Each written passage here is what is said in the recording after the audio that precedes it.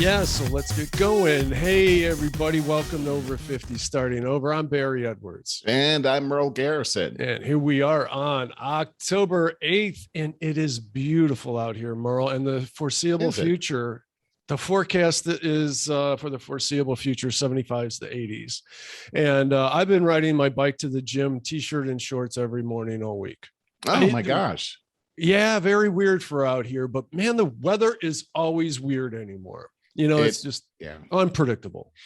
You're kind of in the last hurrah before things start to change and get real cold over there. So you gotta take advantage of it while you can. Yeah, for sure. And Lisa and I got a lot coming up. First of all, my buddy Dan, the fireman, is getting married to his longtime girlfriend, Janine, and on the 15th.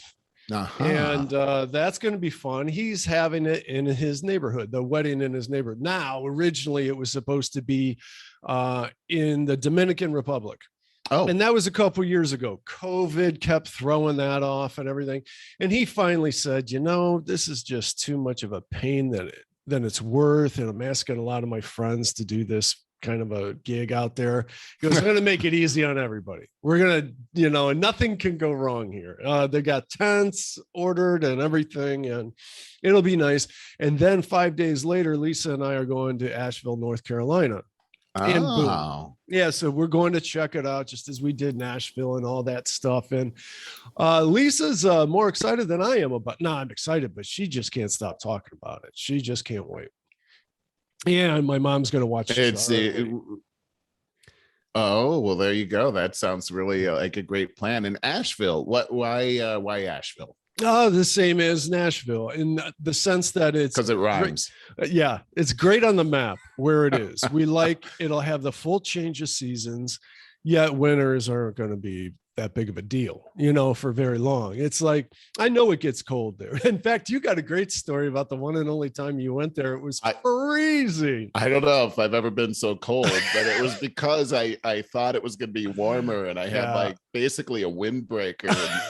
Oh, that's terrible. I was so sorry. It was windy and oh my gosh, but but it was beautiful. It's a beautiful place. That's for sure. And that's what we think. We're going to fall in love with it. But I was in a tiny bar about a year ago, and I told you, where's ZZ? The bar ZZ on that little one that I love ZZ Lounge Leo, and it's it's like this thing that appears out of the fog and then disappears. I like that. I swear to God. And I'm in there and having a couple of these cheap draft beers, and happens to be a couple next to me from North Carolina, and I was talking about Asheville and stuff. They're like, what you really want to do, man, is you want to go to Boone.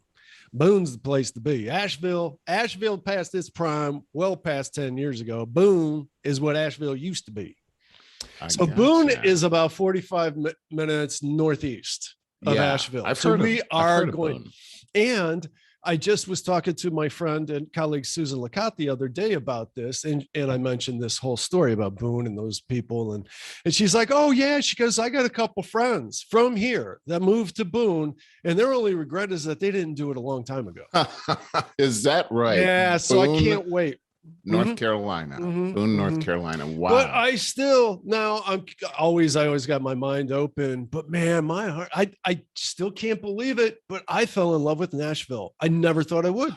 But so many people are saying what a great town that is. It's amazing. I've been there a couple of times, but it was only on business, and I didn't get to, go out and have fun. It's definitely a thriving metropolis. It seemed like it seemed clean there. It is. It's really like Cleveland, feels like Cleveland in the fact that how comfortable it is, but really clean and really modern, really very well taken care of. Now, I will say, since the RNC of 2016, Cleveland did itself a huge facelift, and it's been continuing that resurgence ever since. So, really? Oh yes, Cleveland's super nice now and always improving, but Nashville is just really clean. They got so many tourist dollars and stuff, Yeah, that's true. I got to tell you, last time I was in Cleveland, and that was many years ago, when they did that tribute to my grandfather that you also attended. I can't even remember what year that was, but I stayed downtown. 14 maybe, or 15, 14 probably. Yeah, maybe you're right about that. And I stayed downtown at that, I think it was the Renaissance right across from Playhouse Square. Yeah. What a great experience that was. And it was a Sunday the next day.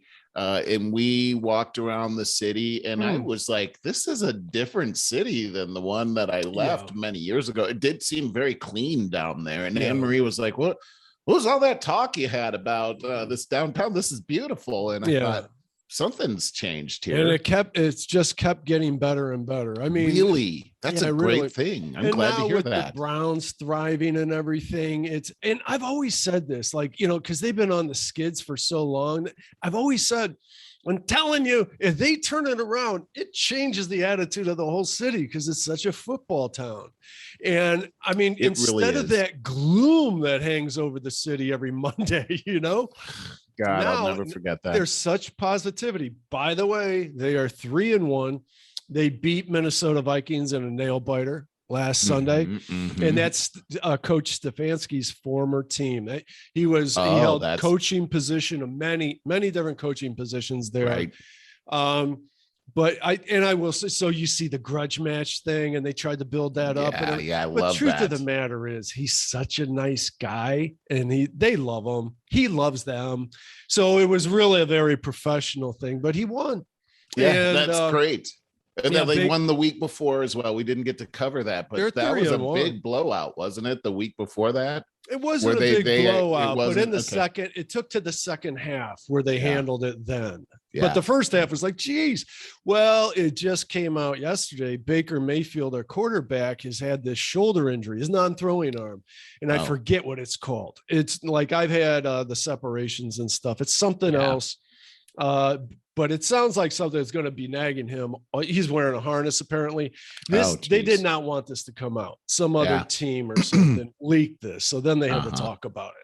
So it's been hampering him. But the truth of the matter is that with such a well-rounded team, a terrific running game, like I said, the tandem of Chubb and Hunt is better. It's hard to believe, but it's a better tandem than the Mack and Biner era. Wow. So they ride those guys. And well, that's important. You gotta establish the run before you can do all that fancy stuff. And believe it or not, this year the defense is really, really strong. So man, you got all kinds of good stuff going on over there. We never had a team while I was living there when you had all those forces together. It was always one, maybe two, and then this big gaping hole.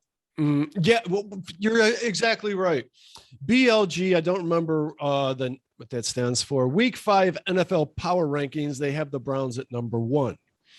And they're the only ones, so take it with a grain of salt. But here's what they say about them. The Browns have shown the ability to both score a lot of points and play suffocating defense.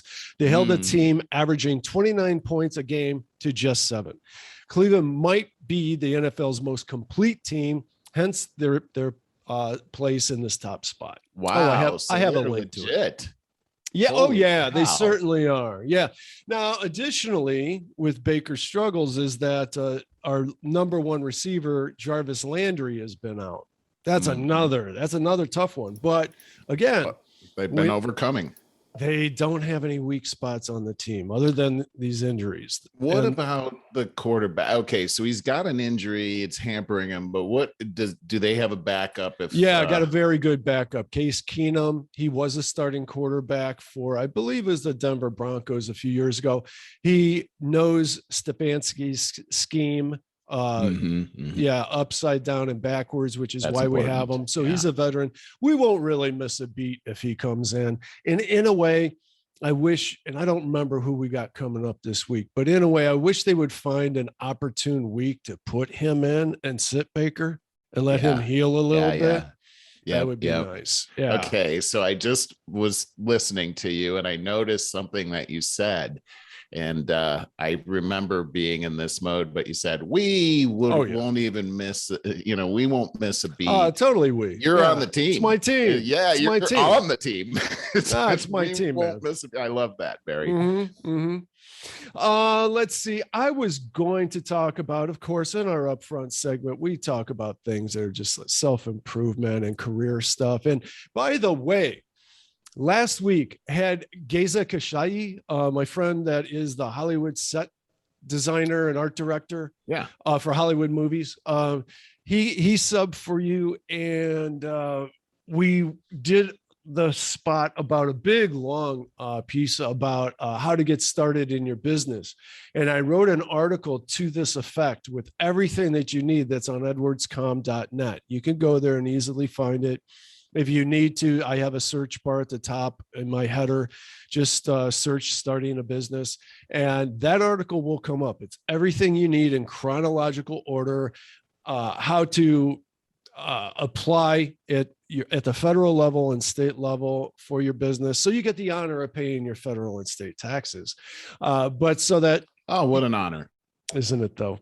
And everything that you need to make sure that you're legit to move forward. Of course, you got to open up your business checking account, but most importantly is number one is about using the lean business plan. And I have a link to an interactive PDF that you can get started in 20 minutes on figuring out the pros and cons to your business, about how much you should bring in, your deficits versus your assets. What am I trying to say? Your deficits versus assets. So how much you need to make per month. You'll figure all this out. So take a look at that. Now, I want to also say that Geza warned us. So we're breaking news right here last week, 1 week ago. He said in a few days, this is going to be big news, that Hollywood is going on strike. And it broke. And it broke. Hollywood studios head back to the bargaining table after the film crew union authorized a strike. They voted on it. It is authorized. And the shame of this is that Hollywood got a lot of big breaks. The streaming services got a lot of big breaks with the COVID thing, and the corporate entities, the corporate personnel, the higher ups all just ate that up, gobbled up all those dollars. And all of the people at the bottom, especially like PAs, production assistants, and the film crews, there's a lot of people that are so-called peons in the industry because they're trying to work their way up into the industry, and they don't even make a working wage. They'll make minimum wage. You try making minimum wage in LA and see how well you do. You sleep in your car and you try to eat one meal a day to make ends meet. It's awful. It's horrible. So it's a good thing that in this case, it's a really good thing they are unionized and that they can exercise this. And I hope that Hollywood gets this right and starts spreading it out a little bit. Yeah, I have my next door neighbor actually works for Paramount, and she's actually like a chief financial officer over there, one of the financial officers. She's done a lot of films and everything. It's pretty amazing. But we were talking to her the other day. I had no idea this was coming up, but boy, they're working. All of them. They've been burning the midnight oil. There's not enough people. As the typical thing. They've got labor shortages as well, and they're working around the clock, and they're burnt out. I mean, yes, it is a thing where they're burning out over there. It's really, really something to see that what's happening in Hollywood right now, and but they're having their troubles out there just like everybody else. Interesting story. She is a person that when the movie credits come up, I don't know, do you ever look at those? Do you read those when they come up, or you just Very like change rarely. the channel? For some reason, I'm always looking at that. Oh, that's cool. I always see like the key grip. Wonder what that guy does. Everybody always wonders what a key grip is. I asked my neighbor, and she said, "Well, I think you would be a good one." And I'm like, okay, but apparently it has something to do with lighting, and you got to be tall to put all that stuff up there and everything. So I think that's why she said that. But okay, she said growing up, those credits would roll up, and she told her mom one day, "I'm going to be in those credits. You're going to see me in those credits." Gaze is in there. she's in all kinds of movies. Her mom was over here going, oh yeah, I see her in there all the time. I love to see that kind of stuff. I do people too. have a dream and then they relentlessly move forward towards that dream and nothing can stop them. Doesn't matter what the obstacles are. It's awesome. When you have that mindset, you are unstoppable, really. Now understand what the entertainment industry is today compared to what it was when we were kids. All right. It is about 5,000% bigger because look at the thousands of channels out there now when there were 4 when we were kids and all the different streaming services. And I think as things get more and more automated, this might be the saving grace for a lot of people is this industry. Dude, we just had a couple months ago, we had a new couple. I say new, they're in semi-retirement or retirement mode. They just moved here from Malibu. He was a writer and probably still is for movies and the Hollywood industry. Right. Moved here from Malibu. Well, this is the thing, Barry, is that just like every other business, and what I'm learning from my neighbor Nikki is that COVID caused everybody to go remote, and so now you're a writer. You don't have to be in Hollywood. Yeah. And so I see another thing that's happening is this. Hollywood is moving out of Hollywood and it's moving to, like, you see a lot of films that are coming from Georgia and in the Midwest here, Louisiana. Cleveland. Yep. And so this is now moving out and moving into a neighborhood near you because it's just the costs that are associated out here in California now are just, they're prohibitive. That's for sure. And so it's just driving people out. It's driving businesses out. It's driving people out.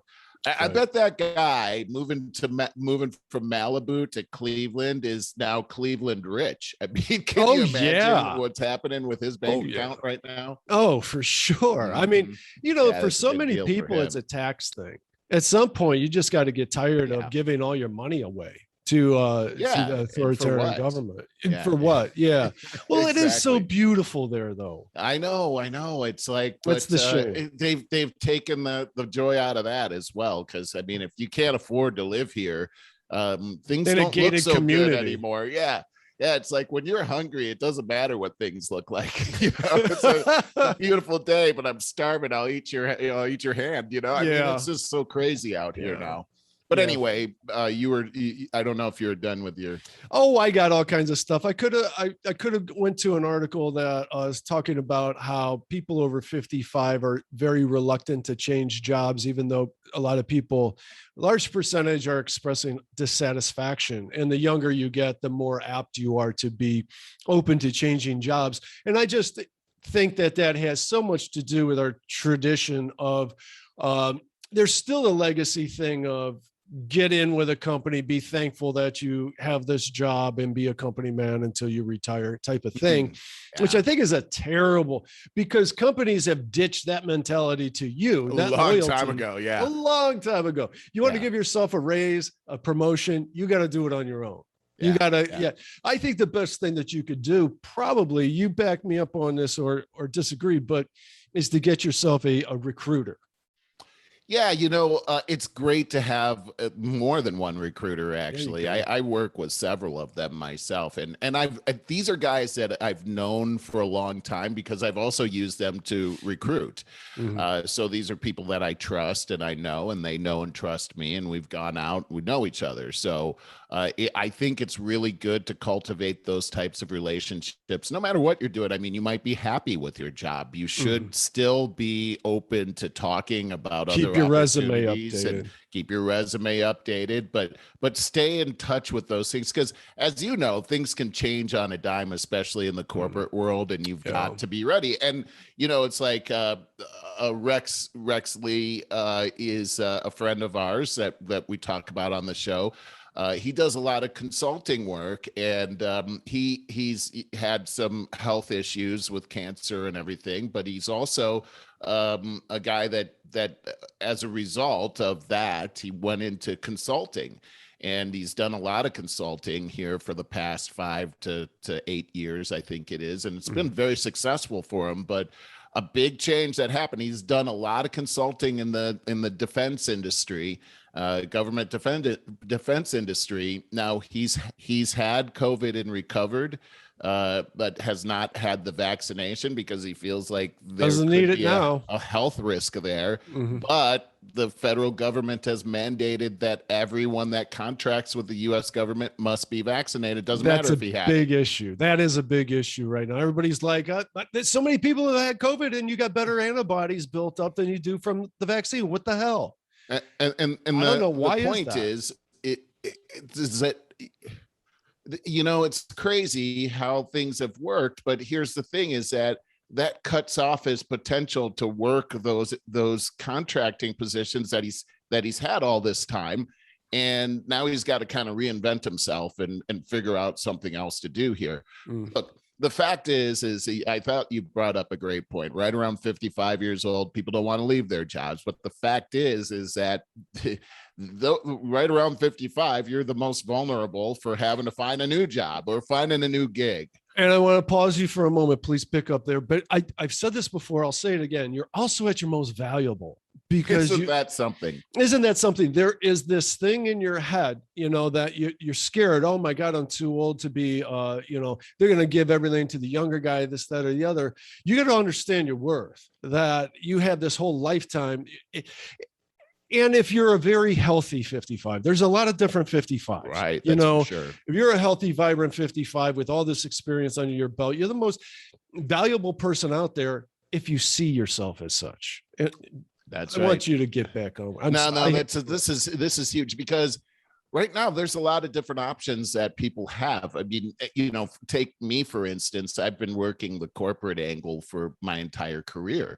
I've never gone off on my own to start my own lucrative business. I've had some side things going on here, but I've had a lot of experience in the healthcare industry, specifically in a very specific vertical that I've made myself an expert on. Yes. Very important. So now that I'm looking at, you know, this job change that I have, and I'm out there searching around, it's very exciting, but I also realize that I have an asset here that can be very valuable to various companies. Absolutely. But I've never done this before. You and I had a brief conversation. I've never done this. Rex Lee being a person that's done this before. I've talked to him. How do I position myself as a consultant?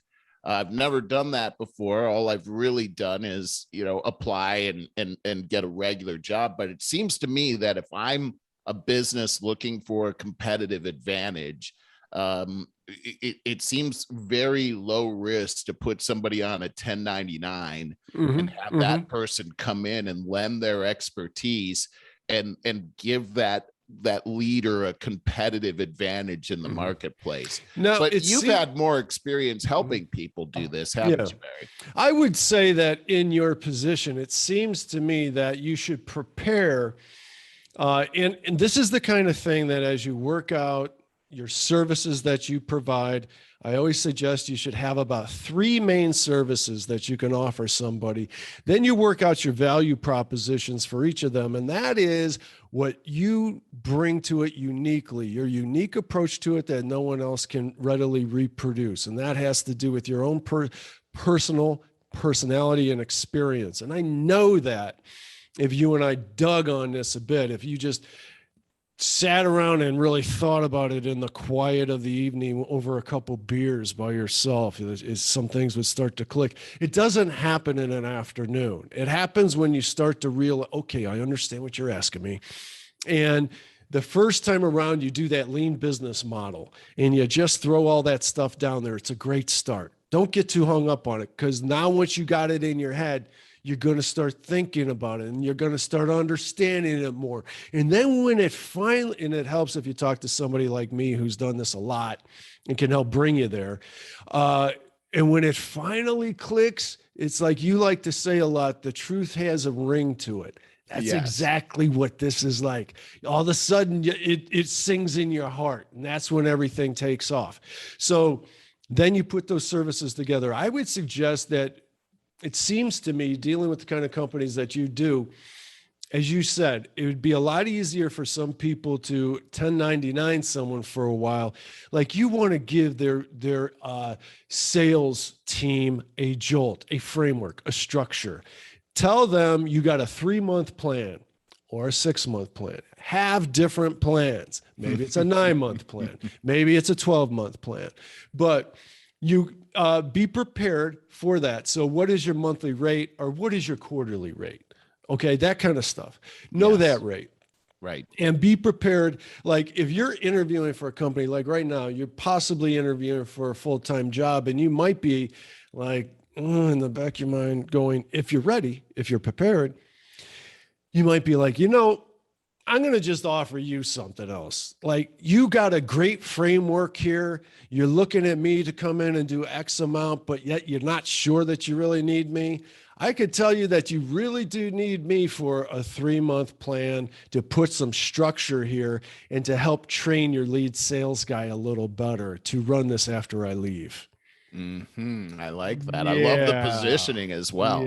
But you can only position like that if you've done the background work that you just talked about, where you can readily put, here's my value proposition for you. Yes. And this is what we're going to do and how we're going to do this. So planning that in the forefront is really the way to go. And it's exciting what you're talking about right now. It is exciting, because then your own freedom, you're the master of your own destiny. That is very exciting. And you can get bigger and bigger and charge more and more as you go along and feel comfortable with this. It's all about how mentally prepared you are for it, is how you're going to come across and how you're going to present it. And then when you kill on that 3-month contract or whatever, you're going to get on fire. Now, another thing I want to suggest that people do that are interested in pursuing this is get your act together on Indeed. And you can apply for remote positions all across, anywhere across the country, and specify exactly what you want. You could put up multiple resumes. You could put up your full-time resume on there, or you could put up your private contracting resume on there. Well, let me stop you for a second. Can you just explain what Indeed is? I think I know what it is, but I'm surprised you don't know. Well, I wasn't ready to give a definition of it, but it's you know what? I used to always hear about monster.com. I suppose it's still out there. I never hear about it anymore. But okay, so if everyone's familiar with that, that's just somewhere online where you go to apply for jobs. Well, I have signed up with LinkedIn, Glassdoor, and Indeed are really good. Now, the difference between Glassdoor and Indeed, I think they work together kind of quite a bit. But Glassdoor is heavy on rating the companies. So yes, I thought that's all they did. Well, they'll also send you job openings that come up too if you apply for it. Yeah. Indeed seems to be pretty much a powerhouse in being able to specify your resume and your talents to exactly the kind of contract that you want to secure. And I say this because I only discovered a couple avenues via some emails I got from Indeed. I'm like, clicked on whatever the heck they were talking about here. And it's like, I can further specify exactly what I'm looking for in ways that I did not know before. I only learned this week. So that's pretty cool. Yeah. Basically, everything I just said, I learned this week. I thought it was just a place you uploaded your resume to and forgot about. No, you could get a lot more active in it. And so I applied. I applied as an online marketer, and then I took this test. They gave me a test on online marketing to see how much I knew, and apparently I did very well because I got a whole bunch of leads shortly thereafter. And then, but because earlier, like maybe a year ago, I don't even remember when, maybe 2 or 3 years ago, I applied as a graphic designer. Because I would love to just be getting jobs in here for graphic design without me soliciting, like without me working, And you put in whether you want an hourly rate or a weekly rate, or monthly rate, yearly, annual salary. You specify all those just the way you want. It's kind of neat. And they're probably getting more robust all the time. It's maybe what's happening. Love to hear that. And I know that this is the kind of stuff that if it's beneficial to me, I know it's beneficial to our audience as well. So you're a wealth of great information here today. But Barry, I also want to say, love that t-shirt you got on. Whoa, I just almost disconnected myself there. My Edwards count on that t-shirt. Yeah. Couldn't decide what I was going to wear today, and I saw that, and Lisa's very like, cool. "Oh yeah, do some shameless self-promotion." Yeah, why not, man? I mean, not? It's really. I thought cool. It'd be kind of cool to get our T-shirt, do our logo on a T-shirt for you and I because I could do that. I bought 2 of these, just like this. I love that. Well, do that, man. I'm in. Okay. All right. Hey, I got something where I do want to talk about my vacation that I went on here. Yes. It's an over 50 starting over thing. Sometimes we feel like we don't deserve to go out and do this. We got to work. We got to, we got responsibilities. I'll do that later. And so I had this trip where Anne-Marie did most of the planning here. I was so overburdened with all kinds of other things. Sure. And, I'm in between jobs and all. And we had planned this from before I had left my company unexpectedly. But so then it was still out there. We'd paid for it already.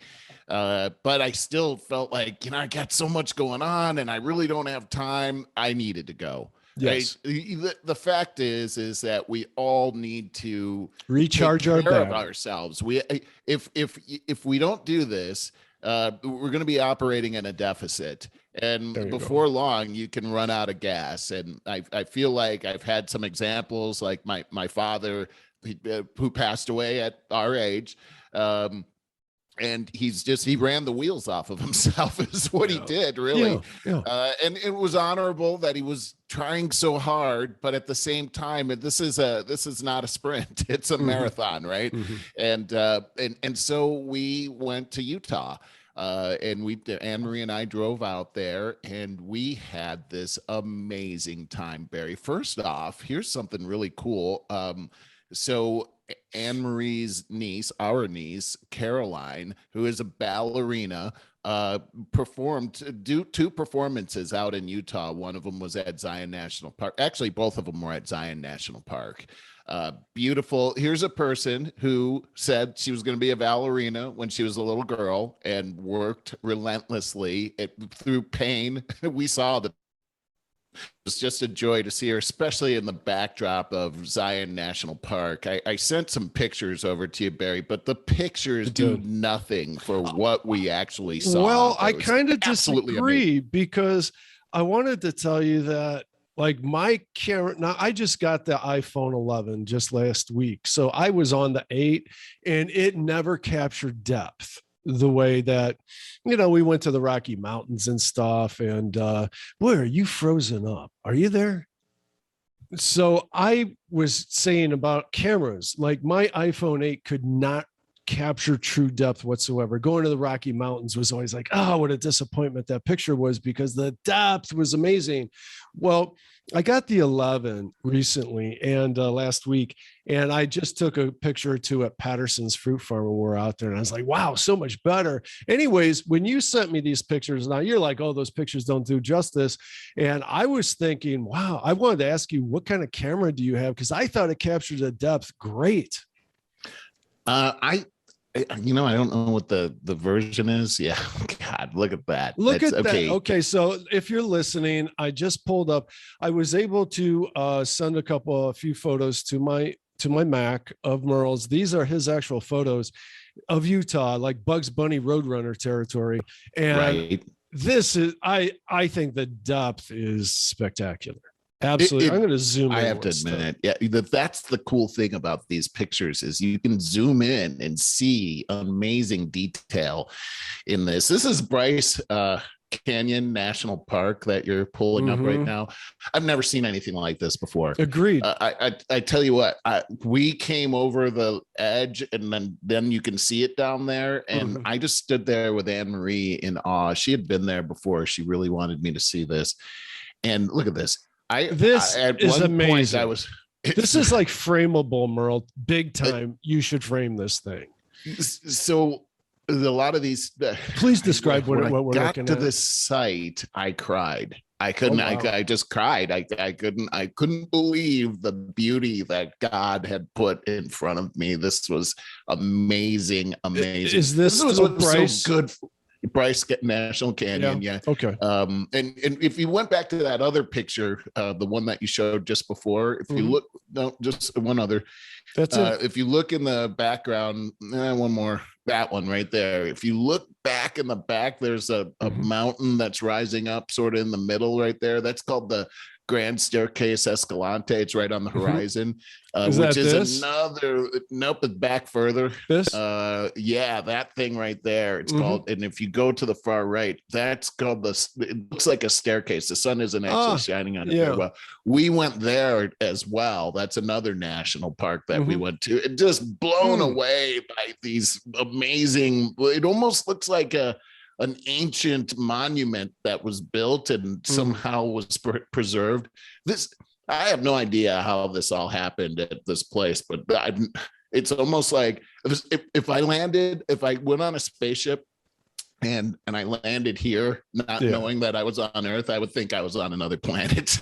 It's just well, dude, that's amazing what we're they seeing. could film any kind of Mars movie out there. Yeah, they could. And so this was probably about 8,000 feet altitude. So hiking out there was challenging because the altitude totally affects me. Yeah. But it also, when you're in that kind of altitude and you're exercising, you're burning more calories. Is that right? Well, yeah, you're working much harder. It's really great for your health out there. So Anne-Marie and I made it to this point called Inspiration Point, and that's where we are right there. Wow, we felt really proud of ourselves. You should. There. Look how high up you are. It was amazing. So there's many pictures. I took a lot of pictures of this Bryce Canyon. There's a whole bunch more where we went. That's all I have. So we also went to the Grand Canyon, the North Rim. So we stayed at this place called Kanab, Utah, and from that area you can get to. It's a 2-hour drive maximum to all these other national parks. So we went to the Grand Canyon, Zion National Park, Bryce Canyon National Park, Grand Staircase Escalante. Those are all national parks. And then we also went to a state park called the Pink Coral Sands, sand dunes. I've never seen anything like this. I thought it was going to be boring. Sand. I see sand all the time. Okay. But we went over there and it's like this pink sand that I walked on in my bare feet, and it's like powder. It's not like regular sand. Yeah. And just the way it was all formed and everything, totally got into it. Bottom line, I spent a week out there.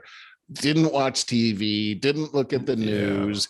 Nice. Totally. I woke up, I read my devotional stuff out to Anne-Marie. We just like soaked in nature. We went every day to a different place and went hiking. I gotta say, one last thing is that I went to the Grand Canyon and found out that I don't really like being in a place where I could fall down a mile to the ground. I don't like to be on the edge of that. And they got these trails over there where it's like you're walking along and then all of a sudden you got to walk across like a land bridge that's maybe about a foot wide and there's no fences on either side. Really? On like a brick. You're done, man. See, and this is what I wondered. It's like the Rocky Mountains with no guardrails. Yeah. And I thought, like, what are the statistics? How many people die during this stuff? And you think lawyers would get all over that and there would be fences all over the place. Right. Well, here's the deal. So we get to this place and there's the land bridge and my body is telling me, do not do that, Merle. And so I couldn't. It was like I ran into a force field problem. I can't go. I actually have to sit down now. And Anne-Marie was like, seriously, you can't go? She like went for it. Just seeing her walk across it was like, oh my God. And then she went around the corner and disappeared. And there was a whole bunch of people there that were just, seeming to not care, and kids running all around and everything. Sure. And I'm thinking I could trip over one of these kids and die. I'm going to grab them, pull them with me. And I was like, I'm not going. And I went back to the lodge, man. I'm like, I'm a flat earther, apparently. I was cool going on this, but I did go on this really great trail that went through the woods. It was along it just wasn't on the edge. And it's a mile down you couldn't even see the bottom of it. Wow. It's that far down. And there was this Kiss song on Kiss Destroyer when I was a kid. And apparently it's called God of Thunder. And there's this one where apparently somebody's falling into a pit and they're like, bah, bah, bah, bah, bah. I kept hearing that noise in my head, like there's no bottom to this thing.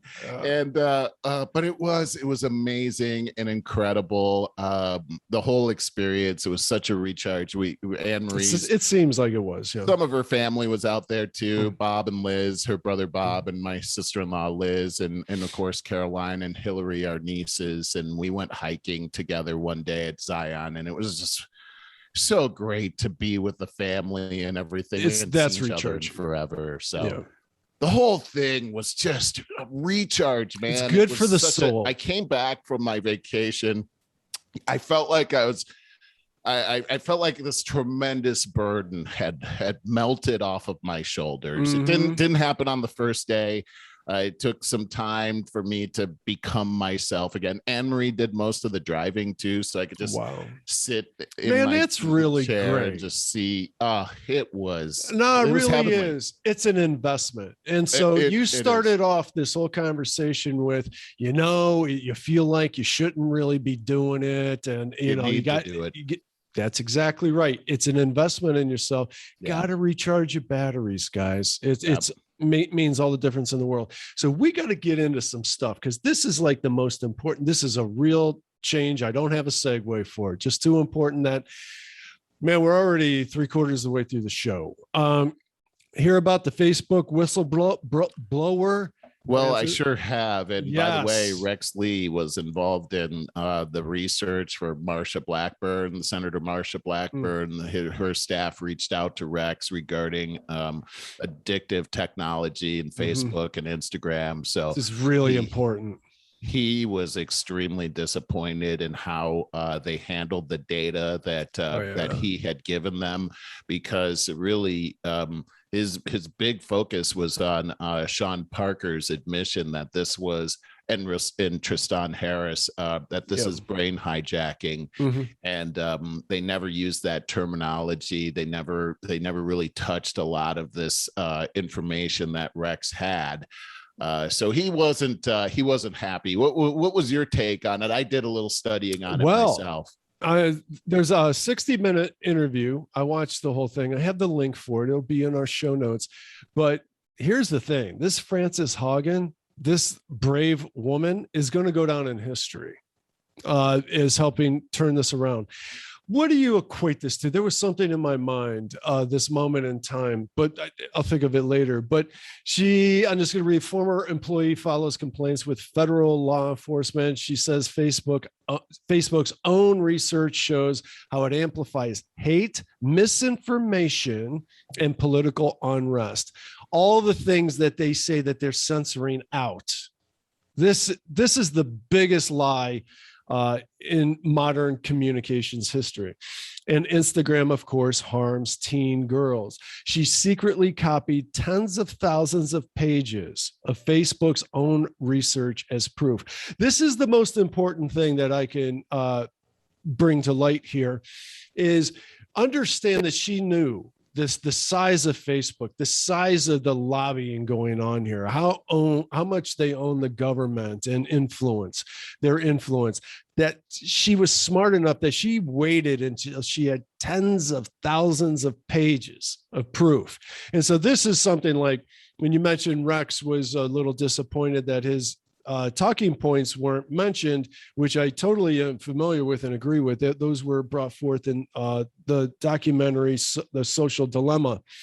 And they had tens of thousands of Facebook's own research to deal with here. And I think that is important that they threw that in the forefront. Her lawyer, founder of Whistleblower, whistleblower aid. As a public traded company, Facebook is required by law to not lie or withhold information. Facebook is required by law to not lie or withhold information, which is all they do. So coincidentally, Facebook is currently in the longest. I wrote this a couple of days ago. Coincidentally, Facebook is currently in the longest outage since 2008 and counting. That was Monday. As it turns out, it was their longest outage ever, right on the heels of the whistleblower coming forth. Isn't that interesting? Isn't that a coincidence? The chances of that? I mean, really, the chances of that. I mean, 1 in 40,000 or something, I would guess. It's like, so anyways, they got a lot of splaining to do. The fact of the matter is, we've known, most of us that have been curious have known about the manipulation going on with Facebook. If you've watched the violence and if you've watched your friends transform into children, calling people racist and all their friends and family, calling them racist, and you scratch your head and said, what the hell is going on here? Many of us have. We've talked about it on the show. This is what's going on here. It's out. It's in the open. What are we going to do about it? Now, I suggest that we starting now, we finally start treating social media, all the various social media companies, like the tobacco companies in the 1960s or 50s. When we first started, they were covering up how harmful. Their own studies showed that they were spreading cancer. This is exactly what is going on right now with these social media companies. We could start with putting age limits on here and putting up warning labels that we know that this causes depression and mental unrest and spreads divisiveness. So enter at your own will. But another thing I think that maybe should be done is that everyone, and I think this is kind of an internet thing, that this helps with the free speech thing and everything. This is just me talking, but perhaps there needs to be a way of, this gets into voting rights too, of completely verifying your identity online. And for you to go on the average everyday internet where Facebook and Twitter and all these places are, you have to do so under the pretenses of your identity, and it has to be verified. Now, how doable is that? I don't know, but it goes in hand with the voter thing, I think. Yeah, I think now this right. accountability, there's a couple things there. For one, you can keep kids out of Facebook until a certain age or whatever. And another is you're posting and it has to be certified under your identity, which I think it just makes people start to think, hey, should I really be saying what I want to say right here? Like I have been making an ass out of myself and telling myself that I'm not making an ass out of myself. Well, I don't know. What do you think? What are your thoughts, Merle? Got a lot of thoughts on this. One of them is that I'm very suspicious, Barry, as I normally am when it comes to our Congress. And the fact is, they're all bought off. The fact is that they've known about this for a long time. They didn't have to wait until this person came out and did the whistleblower stuff. We have the inventors themselves on a documentary admitting to this high crime, and it's been out there for years. They've provided all of the evidence. So when Blumenthal calls it this real live bombshell that's gone off, well, where have you been? This has gone on for a long time. So what I've noticed with these people in Congress, and I'm not picking on any D or an R because I think I have disrespect for all of them. They're all corrupt. Here's the deal is that these companies have made a boatload of money, more money than any other company has ever made in the history of mankind. Yes. And they have lobbyists that are paying these people off. And so when they actually, and we've seen this time and time again, where they pull these social media companies in and they do a lot of yelling and ruffling their from, all of that kind of stuff. And then nothing happens. And it's because why would they why would they kill the golden goose? They have no motivation to kill the golden goose. Now, I heard them talking about Section 230 of the Communications Act that actually protects these social media companies from the content that's on there. And really all of this censoring that they've done, they don't have to do the censoring because Section 230 actually protects them from any kind of information that's on there. And the fact that they've been manipulating that data and censoring that data actually makes them a publisher. It makes them a publisher, which different rules apply to publishers. So which is it? They have to make a choice. I think it would be good for Congress to enforce rules that change their protections under Section 230. I just don't know that they're really motivated to do that. I think really they're just motivated to get reelected. That's really what's happening. You're exactly right. But the public perception was very interesting to me to hear the different sides of the coin from a Democrat and also a Republican. Both sides have an advantage to continuing things as they are. Both sides had a different take on what the real danger was to Section 230 and these things. And this is where I was really surprised actually at first when I heard, oh, well, Democrats and Republicans in Congress are agreeing that something needs to change. But then when I really dug into what they were saying, they weren't really agreeing. And I don't think they're going to be able to come together because they're a bunch of babies and they're all about themselves. They're very selfish. Yes. We've got bigger problems in Washington than we can even imagine right now. It's amazing. There's a couple of things, and I'm just going to throw it out because we're so short on time. But it's right off the top of my head. Biden trying to pass this thing about now the IRS can crawl up your ass for any transaction over $600. Now he went in there under this precedent of we're going to tax the super rich. It's all going to come from the super rich, and then he tries to pass that crap. That is right back into the small guy. That is exactly right back into the small guy's pockets. That just bothers me to no end. Comment on that as much as you want, but I also want to get to the infuriating oil spill in California again. Oh, okay. Because I don't know anything about that. We'll talk about that in a second. But this $3.5 trillion what are they calling it? Infrastructure. It's the infrastructure thing. It's on reconciliation. Coupled with the reconciliation. Now, are they separating it or are they not? Yeah, well, they were making. Pelosi wanted to. They're not separating it. So she got overruled. This is what happened is that the squad stood against doing the vote. They were going to vote against the infrastructure, which is $1.2 trillion. This got bipartisan support, but they were standing against that and saying, we're not going to participate in that until you put the reconciliation bill, which is $3.5 trillion in there first, which, by the way, reconciliation only needs a majority vote. And nobody knows what it is. It's 3.5 trillion, which a lot of people are saying are actually, it's actually going to be more like $6 trillion. And so they're saying you have to vote this ahead first before you can do the bipartisan 1.2. This is a tremendous amount of money to add on top of what the government has already spent on these stimuluses that have ruined our economy. And we could get into that as well. But here's the new thing. I mean, this is on top of the $600 thing that Biden said, hey, we're going to tax the rich.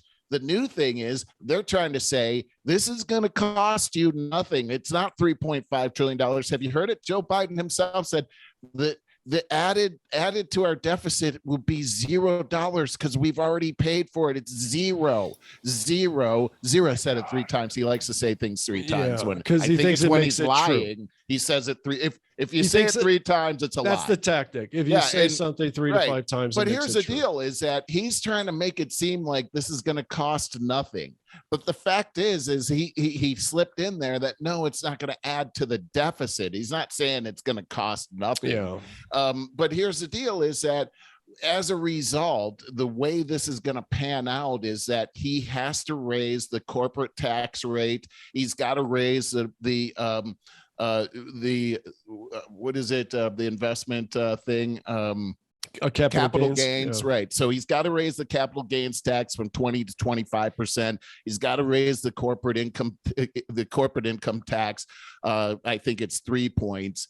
And this is the tax rich thing. But Barry, we all know that happens is that gets passed on to us at the supermarket, at the gas pumps. Mm-hmm. It's not a tax. He's right. We're going to pay for it in other ways. That's how it works. He tries to say, we're not going to tax anybody that's making over $400,000. I hate that line, by the way, because $400,000 in California is way different than $400,000 in Iowa. So it's just a random number, but doesn't matter. Everybody gets taxed on this in one way or another. And to say that it's 0, 0, 0, we're being lied to. We're being lied to like left and right, and people should be completely outraged by these tactics. I don't understand how this is sustainable the way that they're rolling here. I don't either. I really don't. So you don't know anything about the oil spill? Been out of town, not looking at the news. So wow. Well, it was kind of a cover up for a day or so, but residents were smelling it from land. So major oil spill off the coast of Southern California threatens shores of Huntington Beach and Laguna Beach. I think it's the largest oil spill in the area ever. Leak at an oil pipeline off the coast of Southern California caused more than 100,000 gallons of oil to spew into the Pacific Ocean, coating local wildlife habitats, shutting down the popular beaches, and possible human health concerns. The leak in the pipeline appears to have stopped, and oil removal efforts are underway. But how did this just happen, Merle? This just happened a few months ago, and this is going on again. This is just really bothersome. The breach reported Saturday occurred about 5 miles off Huntington Beach in Orange County, spilling equivalent of estimated 3,000 barrels or 126,000 gallons post-production crude. The cause of the leak is not yet known. Let's see, quote, "We've seen a spot that we think very likely could be the source of the leak." The spill was reported cover over about 13 square miles, the Coast Guard said Sunday. Quote, "I would characterize the oil as isolated ribbons or patches of oil. It does cover several miles, and that is constantly changing. It's not one large oil slick that is covering this large area." I just find this very disconcerting.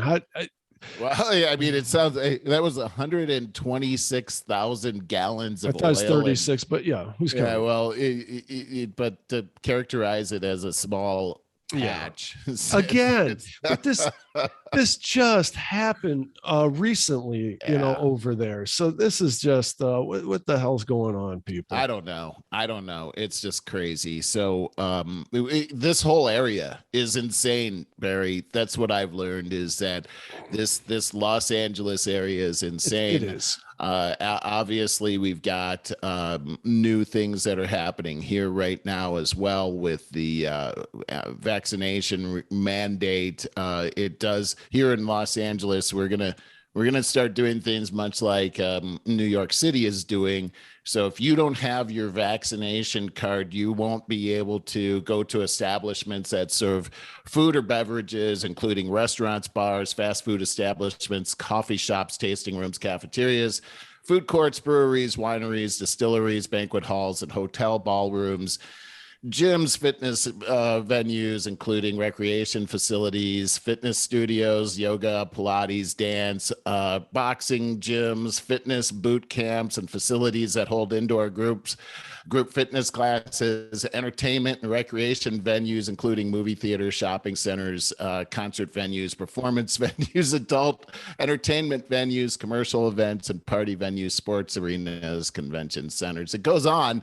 It's bowling alleys, museums, malls, performing arts theaters, card rooms, family entertainment centers, pool and billiard halls. I'm reading all this for a purpose. Play areas and game centers, and gosh, it keeps on going. Personal care establishments, and it's basically you can go outside if you don't have a vaccination card. But that's going to be about it. I do see here that it says retail establishments such as grocery stores and pharmacies are not included in the ordinance, but it did say shopping centers. So I don't know, kind of confusing there. I think this is a big, big move. I don't know how constitutional this is. I think that the Fourth Amendment that says that we are secure in our papers, in our persons, that unless there is a probable cause that the authorities don't have the right to look at your papers like that. And also we have a thing called HIPAA as well that seems to be violated here as well. But basically here in Los Angeles, if you don't have a vaccination card, you are now on the fringes of society starting on November 4th. I think this is going to be a very, very painful thing for Los Angeles, especially as you take a look at the minorities here, Black and Hispanic, that are the lowest count of vaccinations. And as you've seen, Black Lives Matter protesting in New York City on these discrimination charges, this is going to be a big, big mess out here. I'm not looking forward to this. And we're actually looking to, how do I get out of this thing? Because what we've seen so far is that all of these kinds of moves are absolutely destroying the economy in every way. And if you look at all of the moves they've made and compound all of that, just going back to my vacation, one of the things that we couldn't do at night was go out to dinner. And there were all these restaurants that were all over the place that nobody could open because of the labor shortage that the stimulus packages caused. And I mean, this is a mess. This is getting worse. Yeah. Okay. Well, I certainly agree with you. I just didn't have anything ready to add to that. I was wondering if you wanted to lighten this up, go to the lighter side a bit. Sure. Everything's hunky dory now. Sure. Here is something that you probably haven't heard about, and I think it's really funny. Do you know this guy? Apparently, I think he needs some publicity. I don't know I know who he is. I don't know how to say his name. It's like Youre, I think. I think I said it right. Youre. He's on that Young Turks broadcast. Do you know what I'm talking about? I do know the Young Turks, not my favorite. Of course not. So he got on Twitter and started talking crap about, I forget, said something, because Joe Rogan's been dragged into the media a lot because he's been said to be anti-vax. He's not. He's like, get the vaccine. Go ahead. Please get the vaccine. But here's the truth is if you're young, you don't have comorbidities and things like that, you don't need it. You know, he got COVID a couple of weeks ago, shook it in 3 days because they hit him with the kitchen sink, as they said. Well, that got that Youre all up in arms on Twitter. Yeah, I know who this guy is. Yeah, he's an idiot. And I can't stand him. He got lured into somehow challenging Joe Rogan to a fight. And for why would he do that? For $1,000. Joe Rogan like a fighter, MMA fighter. He won. Well, he didn't ever go into MMA, but he won Taekwondo championships, and he does MMA all the time. He's an MMA commentator and a jiu-jitsu black belt. He's constantly training. And by the way, let me see if I can find this picture. I don't think this Sank is even in shape, is he? Oh God, I got a picture of him, but I'm looking for the picture of Rogan, and I can't at the moment find it. So let me. I mean, you could tell Joe Rogan is in excellent shape. Oh, he's yeah, okay, look at him. Jeez. Oh, okay, you see that. You're gonna fight that guy? Right. He's also a jiu-jitsu black belt and Taekwondo black belt. What are you gonna fight him with, guy? Right. Jeez. Right. So let me see if I can find this Youre's picture. I don't have anything great of him, but why would he do this? That's really silly. Oh, totally. Why would he Joe wants Rogan ratings. Capitulate to that, to lower himself to that standard. Do you see him? This doughboy? Not yet. It's coming up. It looks like. Oh, there he is. Yeah, that guy. Come on. He's okay. let me see some of the tweets, because I could paraphrase, but he said something like this would be the easiest $1,000 I'd ever make. You think he's going to assault me? Now he turns it into assault. Sure, whatever. That's incredibly dumb. And he goes on to say, wouldn't work. I'm much larger than Joe, and I fought my entire life. I'd end him. But grown-ups, now he walks it back. But grown-ups don't do that. I'll send you the P.O. box to send the check to later. So according to IMBD, the 51-year-old Youre is 5'8" and a half tall. Mm-hmm. And 54-year-old Rogan is an inch shorter, 5'7" and a half. So that's what he's talking about.